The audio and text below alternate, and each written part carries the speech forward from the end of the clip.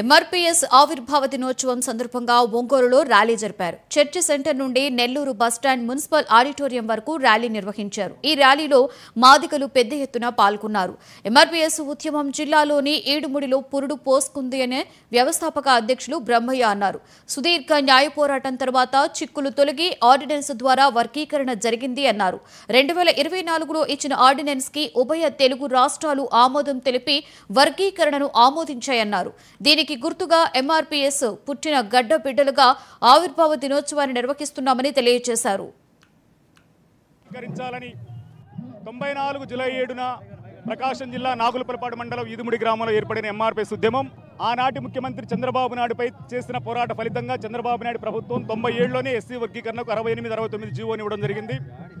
అనంతరం సోదరులు జీవో మీద హైకోర్టును ఆశ్రయించి హైకోర్టు రద్దు చేసిన తర్వాత మళ్ళా ప్రభుత్వం 99 నుంచి 2004 వరకు గవర్నర్ ఆర్డినెన్స్ తీసుకొచ్చి ఆర్డినెన్స్ రాష్ట్రపతి ఆమోదం ద్వారా ఎస్సీ వర్గీకరణ అమలు చేయడం జరిగింది.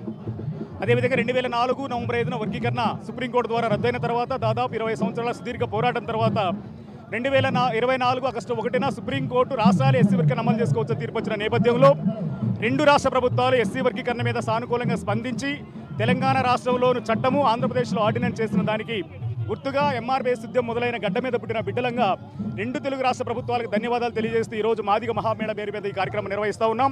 అదేవిధంగా తెలంగాణ ప్రభుత్వం ఏ విధంగా అయితే చట్టం చేసిందో ఆంధ్రప్రదేశ్ ప్రభుత్వం కూడా ఆర్డినెన్స్ని త్వరితగతిన చట్ట రూపంలోకి మార్చి చట్టం చేయాలని చెప్పి ప్రభుత్వాన్ని డిమాండ్ చేస్తూ మాదిగ జాతి 30 ఏళ్ల తర్వాత కొంతమంది స్వార్థపరులు తీసుకోబడుతున్న నిర్ణయాల వల్ల మనువాదం వైపు మనువాద కవిగిలికి మాదిగలను చేర్చే ప్రమాదం ఉంది కనుక 30 ఏళ్ల తర్వాత మాదిగలు అంబేద్కర్ వాదుల మనువాదుల తేల్చుకోవాల్సిన దుస్థితి ఏర్పడిన సందర్భంలో మా మాదిగ జాతిని మనువాద కవిగిల నుంచి కాపాడుకోవడం కోసం ఈ రాష్ట్రంలో ఈ దేశంలో మాదిగలు అంబేద్కర్ వాదులే తప్ప మనువాదులు కాదని చాటి చెప్పడం కోసం ఈ రోజు జరిగేటువంటి మాదిగ మహామేళ వేదికగా ఈరోజు మా కార్యాచరణ ప్రకటించబోతా ఉన్నాం.